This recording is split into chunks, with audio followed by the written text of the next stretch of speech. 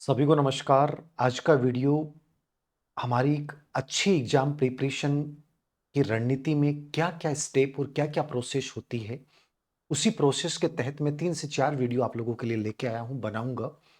और उसमें पहला वीडियो आपके लिए ये है पेपर एनालिसिस क्यों ज़रूरी? ये मैं मेरे एक्सपीरियंस में भी बता रहा हूँ और हाल में ही 4 या 5 भर्ती परीक्षाएँ जो हुई हैं, उनके कुछ सेलेक्टेड कैंडिडेट्स से मैंने एक एनालिसिस करवाया, मैंने उनसे बात की, पर्सनली मोबाइल पे बात की। तो मुझे बहुत कुछ उनसे भी सीखने को मिला और चूंकि मैंने खुद भी इसको फॉलो किया है तो मुझे लगा कि मैं आपको ये 3 से 4 वीडियो के माध्यम से पूरा बताऊं कि सच में चीजें क्या होती हैं जो गलतियां अपन लोग करते हैं और अपन सोच लेते हैं कि सर क्या है। आप एक चीज तो हमेशा नोट करना, जब भी आपका कोई रिजल्ट आता है और उस रिजल्ट का जो टॉपर बच्चा होता है, फर्स्ट सेकंड थर्ड रैंक वाला, उसका एक रिकॉर्ड देखना, ट्रैक रिकॉर्ड। तो आप देखेंगे कि उससे पहले उसने 3 परीक्षाएं दी, उससे पहले वाली परीक्षा में वो 5 नंबर से रहा, एक में नॉर्मलाइजेशन की वजह से रह गया, एक -0.42 से रहा। ऐसा आपको रिकॉर्ड मिलेगा। अमूमन आप क्या होता है कि नकारात्मक हो जाते हैं कि सर मेरे तो इतने नंबर कम है, पास जाके हार गया, अब कुछ नहीं बचा। जो पास जाके हारता है वो हारता कभी नहीं है। वो याद रखना एक बहुत बड़ी जीत के लिए तैयार हो गया है और वो बच्चा अगली भर्ती या उससे अगली भर्ती में टॉप करके जाएगा। ये हमेशा नोट कर लेना, हमेशा यही होता है। तो इसका रीजन क्या होता है? और उसमें जो पहली कड़ी है, जो सबसे महत्वपूर्ण कड़ी है, वो है पेपर एनालिसिस, पेपर विश्लेषण।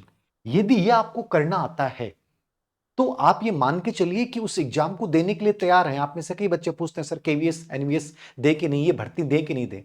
अरे सबसे पहले आपको ये पता चलना चाहिए कि उस भर्ती जो दे रहे हो उसके 5 पेपर कोई भी निकाल के लेके आओ और उन 5 पेपरों को देखो। आप उन पेपरों में देखो ईमानदारी से आपको कितने क्वेश्चन आ रहे हैं बिना पढ़े, और उन प्रश्नों की भाषा को आप समझ पा रहे हैं नहीं समझ पा रहे हैं, क्या उसके अकॉर्डिंग आपके पास कंटेंट है कि नहीं है। 5 पेपर हर बच्चे को वो देने चाहिए जिस भर्ती की आप तैयारी करने जा रहे हो, और आपको अनलिमिटेड टाइम देना चाहिए उनको सॉल्व करने में कि कहां दिक्कतें कहां रही। उससे आपके दिमाग में एक आइडियोलॉजी सेट होगी, क्या मैं सच में इस भर्ती परीक्षा के योग्य हूं, क्या मुझे इस भर्ती परीक्षा के योग्य हूं तो मुझे किस लेवल पे जाके प्रिपरेशन करनी है और मुझे किन किन चीजों की जरूरत पड़ेगी। ये सबसे पहली कड़ी होती है। तुम टीचर से पूछते हो कि सर आपको इस भर्ती की तैयारी करनी चाहिए, अरे किसी से पूछने की जरूरत नहीं, आप खुद कीजिए। मैं 2010 में जब स्कूल लेक्चर, मेरा सेकंड पेपर था, और उस समय, आज तो चलो मैं इनसाइट दे रहा हूं आप लोगों को मोटिवेशन के माध्यम से, वीडियो के माध्यम से, मुझे एक बंदे ने नहीं बताई, लेकिन मेरे पता नहीं दिमाग में क्या था कि मैं जैसे ही पेपर दे के घर पहुंचा, मम्मी ने कहा कि खाना खा ले, मैंने कहा नहीं। मेरे इतना कीड़ा होता था कि मैं उस पेपर को लेके बैठा, 4 से 5 किताबें रखी और आंसर मिलाए, कितने प्रश्न मेरे सही हुए, कितने गलत हुए, कौन से प्रश्नों में मैंने मिस्टेक की, कौन से में सिली मिस्टेक थी, कौन से में मैंने मतलब गेस गलत लगाया, ठीक है, मुझे ये प्रश्न करना चाहिए। तो मेरे दिमाग में 2-3 घंटे मुझे लगते हैं, मैं खाना नहीं खाता, सर दर्द होने लग जाता, लेकिन वो पूरी पेपर की मेरे दिमाग में स्ट्रक्चर बन जाती, मतलब उस भर्ती परीक्षा के लिए दिमाग में सेट हो जाता कि पेपर का लेवल ये था, यहां मैंने गलती की, यहां मुझे कंटेंट में ये इंप्रूवमेंट करना था। कभी भी ये नहीं होता, आप में से कई बच्चों की बातें सुनता हूं, सर पेपर दे देते हैं उसके बाद हम अगला काम करना शुरू कर देते हैं, कभी नहीं करना। यदि आप तुरंत आके पेपर का एनालिसिस नहीं कर रहे हो, इसका मतलब तुम्हारे अंदर नौकरी की भूख नहीं है, सच में नहीं है। तुम ऐसे कैसे वेट कर सकते हो कि सर रिजल्ट आएगा, देख क्यों, रिजल्ट क्यों आएगा, आपको पता तो चलना चाहिए। आप नीट आईआईटी के बच्चों का जो पैटर्न देखना, पढ़ने का तरीका देखना, जो कोचिंग में करवाती हैं, वो यही तो सबसे इंपॉर्टेंट है। पढ़ाई तो सभी कर रहे हैं, एनालिसिस करने की योग्यता यदि आप में डेवलप नहीं हुई है, तो आप मैदान में कितना भी पढ़ लेना, कितनी भी किताबें ले आना, कोई मतलब ही नहीं है। यही तो चीज है जो आपको बताएगी कैसे क्या करना है। तो आज के इस वीडियो के माध्यम से आप जानिए कि पेपर एनालिसिस गेम चेंजर क्यों है और हमें किस प्रकार से इसको करना चाहिए। जो टिप्स मैं आपको बता रहा हूं, इसको सुनिएगा मत, इसको 100% अपने जीवन में लेके आइएगा। ये मैं कह सकता हूं 2 से 3 महीने फॉलो कर लिया तो आपको एक बड़े मेजर चेंज आपके अंदर दिखेंगे। सबसे पहली चीज, 3 स्टेज होती हैं पेपर एनालिसिस में जो आपको करना होता है। आप जैसे आपने पेपर दिया, आप ये देखें कि उस पेपर में आपने टाइम कितना दिया, रियल टाइम कितना दिया, कितने टाइम में आपने वो प्रश्न सोल्व किए, क्या टाइम कम पड़ा कि ज्यादा पड़ा। नंबर 2, आप 3 स्टेज है, पहला टाइम वाला, दूसरा आप अपने आप का खुद मेजरमेंट करें। खुद मेजरमेंट मतलब आप स्ट्रिक्टली मार्क करें अपने आप को, मतलब कि मैं सच में क्या वास्तव में योग्य हूं कि नहीं हूं, या मेरे अंदर क्या कमी रही है। आप अमूमन क्या होता है कि आप टेस्ट देते हो, यार मेरे सर ये रहा लेकिन मैं कर लूंगा, नहीं, ये सच में मेरी प्रॉब्लम्स रही हैं और मैं सच में अच्छा नहीं कर पाया। अपने आप को जब जजमेंट दो ना, तो वो स्ट्रिक्टली दो, कि हाँ मैं यहां कमजोर रहा हूं, इस पार्ट में मुझे ध्यान देने की जरूरत है, तो अपना जो मार्क करो ना वो स्ट्रिक्टली करो। ये दूसरा स्टेप है पेपर एनालिसिस में। मैंने हमेशा देखा है कि जो भी हो गया यार, गलती होगी, ठीक है स्वीकार करो ना उनको। ऐसे थोड़ी है यार पेपर सेटर खराब था, ये हो गया, नहीं। चाहे 10% डिलीट हो जाए, होते हैं, गलती है उनकी, लेकिन फिर भी आप अपनी कमी मानो कि मैं 20% ज्यादा क्यों नहीं कर पाया, मैं यहां रिस्क क्यों नहीं ले पाया, ये चीज देखिए ना आप। और तीसरा सबसे इंपॉर्टेंट है डीप एनालिसिस। डीप एनालिसिस सबसे इंपॉर्टेंट कड़ी होती है पेपर एनालिसिस का। और डीप एनालिसिस क्या होता है, आप इसी प्रक्रिया को समझना। डीप एनालिसिस क्या होता है, सबसे पहले आप पूरे पेपर में जो प्रश्न है उनको 4 पार्ट में डिवाइड करेंगे। कैसे डिवाइड करेंगे? पहला सीसी। सीसी का मतलब क्या है? जो आपके प्रश्न करेक्ट हैं, मतलब आपने कॉन्फिडेंस से किए हैं, वो कितने परसेंट है? वो हो सकता है कि आपके 50% हो या 40% हो, ये अलग कीजिए आप। नंबर 2 पे आपको करना है सी, एल या जी। ये करेक्ट हैं आपके, बट किस्मत से हो गए, या आपने एक प्रकार से जी का मतलब तुक्के लगाए, हो गए वो। किस्मत से भी हो सकता, तुक्के लगाए, मान लीजिए ऐसे 8% हो सकते हैं। लेकिन ये दिमाग में बनना चाहिए यार, ये 8% मैंने तुक्के लगाए, लेकिन जरूर थोड़ी अगली बार तुक्के सही होंगे। वो तुक्के किस आधार पर लगाएं कि ऐसे गेस मेरे सही हो सकते हैं क्या, ये पूरा एनालिसिस बनता है फिर दिमाग में। तो सी एल जी इसके अंतर्गत कितने हैं? तीसरा आपके अंतर्गत तीसरा एनालिसिस करेंगे आप डब्ल्यू ए। डब्ल्यू ए क्या है? ये आपके रोंग हुए हैं, ये क्या है? रोंग हुए हैं। और आपने ए का मतलब अटेम्प्ट किए हैं, मतलब आपने ऐसे कितने परसेंट अटेम्प्ट किए हैं जो आपके रोंग हुए हैं, कि हो सकता है आपके 14 या 15। ये सबसे बड़ी प्रॉब्लम होती है, ये भी चीज आनी चाहिए। हमारी जो टेस्ट सीरीज चल रही है, लगभग 500 से 700 बच्चे ऑफलाइन दे रहे हैं। उसमें मैंने देखा है ग्रेड फर्स्ट के बच्चे बहुत अच्छा स्कोर हो रहा है, लगभग 90 150 के आसपास बच्चे हैं, 90 से 100 150 के बीच में, जो 40% प्लस जा रहे हैं। लेकिन मैंने उसमें एक चीज नोट की कॉमन, कि उनके नेगेटिव जो है वो 14 प्लस जा रहा है। ये सबसे बड़ी प्रॉब्लम है, इसी को तो कम करना होता है, यही हम ध्यान नहीं दे रहे हैं। आप 40% स्कोर कर रहे हैं, लेकिन ये बहुत बड़ी प्रॉब्लम है आपकी। तो रॉन्ग हुए हैं जो आपने अटेम्प्ट किए, वो कितने क्वेश्चन है और वो रॉन्ग क्यों हुए? और चौथा पर्सन है नॉन अटेम्प्ट, आपने अटेम्प्ट ही नहीं किए, जिन प्रश्नों को आप समझ ही नहीं पाए, आपको समझ में नहीं आया कि प्रश्न आया कहां से है। ऐसे कितने प्रश्न हैं, कौन से टॉपिक से आए हैं, ऐसा कौन सा टॉपिक था, कहीं मेरे कंटेंट में प्रॉब्लम थी, क्या थी? वो 4 कैटेगरी में आप पूरे प्रश्नों को डिवाइड करोगे। ये डिवाइडेशन जो है वो पूरे पेपर को खोल के रख देगा, दिमाग खुल जाएगा, एकदम से मजा आएगा आपको। आपको लगता है तो टाइम वाली चीज है, अरे भाई जिंदगी में यही तो चीजें हैं जो बड़ी बनाती हैं। प्रोसेस फॉलो नहीं करोगे और तुम रटाफिकेशन में चाहे कितनी किताबें पढ़ रहे हो, तो क्या मतलब ही नहीं निकलता, उसका पढ़ने का तरीका ही खराब है। तो ये सबसे पहले आप ये कीजिए कि इन 4 आधार के ऊपर आप पूरे पेपर का एनालिसिस कीजिए। इसको पल बोलते हैं डीप एनालिसिस, जो सबसे इंपॉर्टेंट जरूरी है। फिर तीसरा स्टेप आप क्या फॉलो करेंगे? Topic analysis. तीसरी चीज जो है वो है टॉपिक एनालिसिस। टॉपिक एनालिसिस क्या होता है भाई? मैं जैसे मान लो कि सीटेट का पेपर होने वाला है, या ग्रेड सेकंड या ग्रेड थर्ड का पेपर होने वाला है। कई बार आप लोग कहते हैं कि सर आप किताब लेट, जैसे ग्रेड फर्स्ट की किताब नहीं निकाल रहा। तो मुझे पता है ना कि मैं क्यों नहीं निकाल रहा।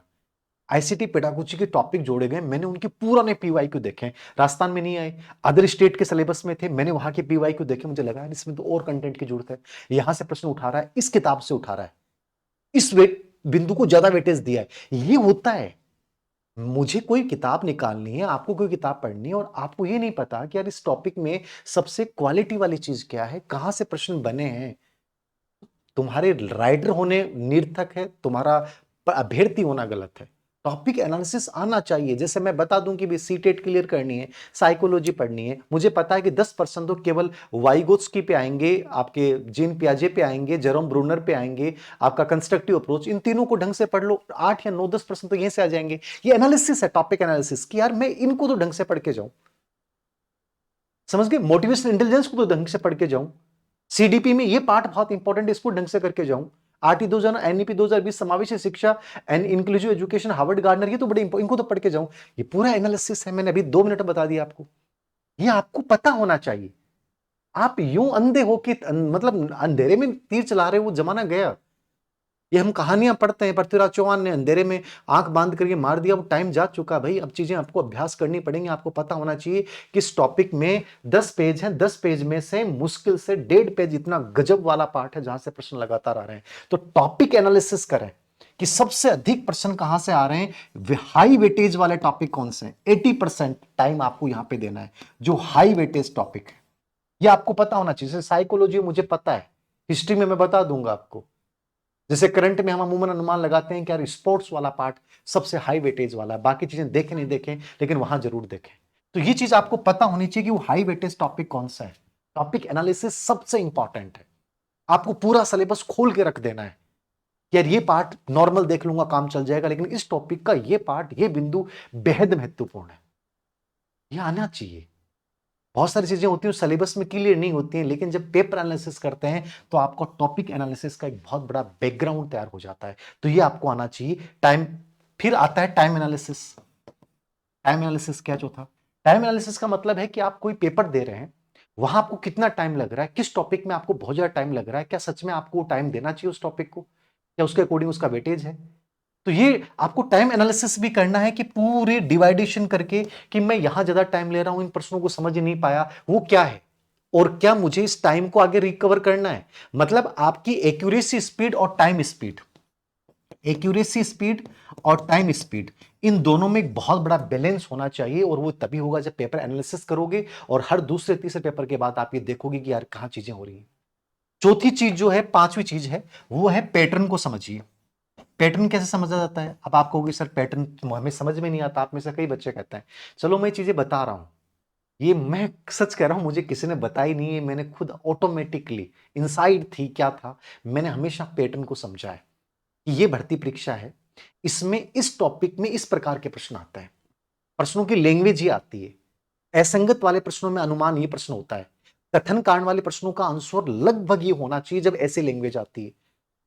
ठीक है, इस पेपर में इतने कथन कांड वाले आते हैं, इतने मिलान वाले प्रश्न आते हैं, इतने असंगत वाले प्रश्न आते हैं, इतने कूट के चयन वाले प्रश्न आते हैं।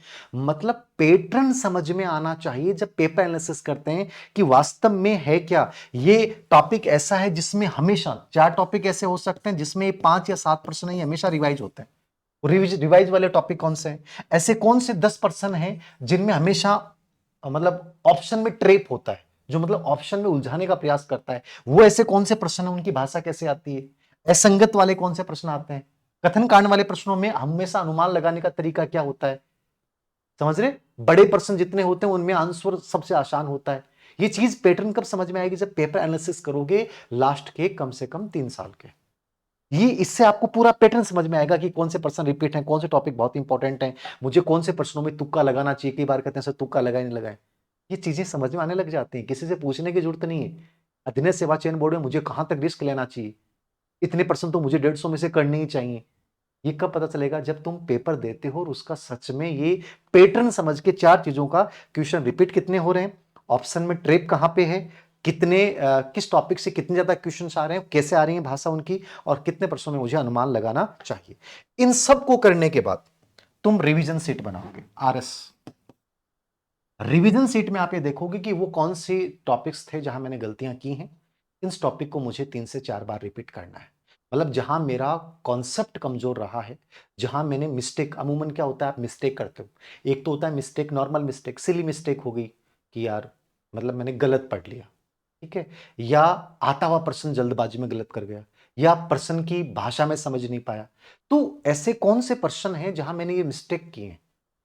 रिवीजन सेट में आप एक प्रश्न होता है कि आप समझ ही नहीं पाए और उत्तर करके आ गए, जिनमें समझ नहीं पाए रिवीजन सेट में ऐसे टॉपिक्स को आप बार बार रिपीट करोगे। ये रिवीजन सेट का रूल है। और गलतियां कम यूं नहीं होती हैं कि आपने ठीक है सोच लिया गलतियां कम होंगी, उनको एक्शन में लेके आओ भाई, अप्लाई करो। तो रिवीजन सेट में ये सब चीजें आप लिखो, 3 से 4 चीजें जो आपने नोट की हैं, जहां आपकी प्रॉब्लम्स रही हैं, उन प्रॉब्लम्स को लिखिए और उनको दूर करने का प्रयास कीजिए। चौथा, पांचवी, छठी चीज जो है वो है मॉक टेस्ट। अब आपकी बड़ी होता है कि सर मॉक टेस्ट दें या रियल दें, या किस प्रकार के मॉक टेस्ट देने चाहिए पेपर एनालिसिस के लिए। मॉक टेस्ट दें, मैंने कई बार नोट किया है, मैं 2 जगह जाके भी आया, सीकर और जयपुर, हमारे टेस्ट के दौरान दोबारा भी जाके आऊंगा। मैं उन बच्चों के लिए एक ओरिएंटेशन सेशन भी रखूंगा कि यार आप गलतियां कर क्यों रहे हैं, प्रॉब्लम्स क्या आती हैं। कि मैंने देखा कि बच्चों के पास मोबाइल है, ठीक है, वो 10 मिनट लेट आ रहे हैं, ठीक है, 10 मिनट पहले पेपर दे के जा रहे हैं, ये बहुत गलत प्रवृत्ति है। आप जब मॉक टेस्ट दे रहे हो रियल टाइम में दो, आप ऑनलाइन आपने टेस्ट सीरीज ले रखी है, आप टेस्ट अगले दिन दे रहे हो, कितनी मूर्खता है। जो बच्चा इस चीज के लिए गंभीर नहीं हो सकता कि मेरा 8 बजे टेस्ट है, 8 बजे मोबाइल खोल के मैं टेस्ट दूंगा, रियल टाइम में दूंगा, कितने टाइम में प्रश्न किए, क्या किए। यदि आप उसी टाइम में चीजें नहीं कर रहे हो तो सच में आप हकदार हो ही नहीं। आप जब ऑफलाइन टेस्ट दे रहे हो, आपका फोन एयरप्लेन मोड पे होना चाहिए। आप सही टाइम पे पहुंच चुके, 1.5 घंटे में आपने ग्रेड फेस्ट का किया, कितना टाइम रहा, क्या नहीं रहा, पूरी चीज एनालिसिस की, ओमार सीट आपने उसी, मतलब प्रेजेंस ऑफ माइंड आपका एग्जाम वाला था। तभी तो पता चलेगा कि मैं गलतियां क्या कर रहा हूं, स्ट्रेस फील कर रहा हूं कि नहीं कर रहा हूं। आप यदि यूं ही हल्के मूड में पेपर दे रहे हो, अगले दिन पेपर दे रहे हो, ऑफलाइन में कई बच्चे होते हैं रजिस्ट्रेशन करवा देते हैं, आते ही नहीं है, ये ऐसे लापरवाह बच्चे सच में नहीं चाहिए। यदि ऐसी लापरवाही आप कर रहे हो तो आप सही दिशा में नहीं हो। तो मॉक टेस्ट जब भी दें, रियल टाइम में दें, ठीक है, एग्जाम वाला मूड बना के दें। आपका फोन एयरप्लेन मोड पे रहना चाहिए जब ऑफलाइन आप दे रहे हो, फोन पे बात कर रहे हो, ऐसे थोड़ी होता है कोई। और अंतिम चीज जो आपको करनी है, वीकली रिव्यू आप जरूर करेंगे। वीकली रिव्यू का मतलब यही है कि सप्ताह में आपने कहाँ गलतियां की, कितनी गलतियां की, क्या आपके अगले टेस्ट में वो गलतियां कम हो रही हैं, क्या आपके मार्क्स इंप्रूव हो रहे हैं कि नहीं हो रहे हैं, ठीक है, आप जो चीजें सोच रहे थे क्या वास्तव में आप में बहुत सुधार हुआ है। ये सब चीजें अपने माइंडसेट में बनाइए, इन सब चीज़ों को दूर करने का प्रयास कीजिए, तब तो फायदा है, वरना कोई फायदा नहीं है। वीकली रिव्यू होना ही चाहिए और इस आधार पे फिर हर 3 से 4 माइनर टेस्ट के बाद एक मेगा टेस्ट दीजिए पूरे सिलेबस का। और पूरे सिलेबस का जब टेस्ट दें तो देखिए कि क्या मैं पूरे सिलेबस के अकॉर्डिंग कवर कर पा रहा हूँ कि नहीं कर पा रहा हूँ। ये सब चीज़ें जब ध्यान देते हैं तब जाके पूरे पेपर की एक स्ट्रक्चर आपके दिमाग में बनती है, पूरे एग्जाम का स्ट्रक्चर बनता है और आपको पता चलता है कि मैं कहाँ पे हूँ। और हमेशा अपना रियल जो रिजल्ट है उसके आधार पे मूल्यांकन करते हुए फिर उनको दूर, गलतियों को दूर करते हुए फिर आगे बढ़िए। निश्चित रूप से आपको मान सकता हूं कि बहुत अच्छे परिणाम आएंगे। तो थैंक यू वेरी मच। ये वीडियो अप्लाई जरूर करना। ये एक 2 वीडियो और बनाऊंगा इसी श्रृंखला में, जो अगले स्टेप पे होंगे, जो कौन से 2 स्टेप हैं जिनको आपको जानना जरूरी है, समझना जरूरी है और क्यों सिलेक्शन में बहुत बड़ी भूमिका निभाते हैं, इसके आधार पर। Thank you very much.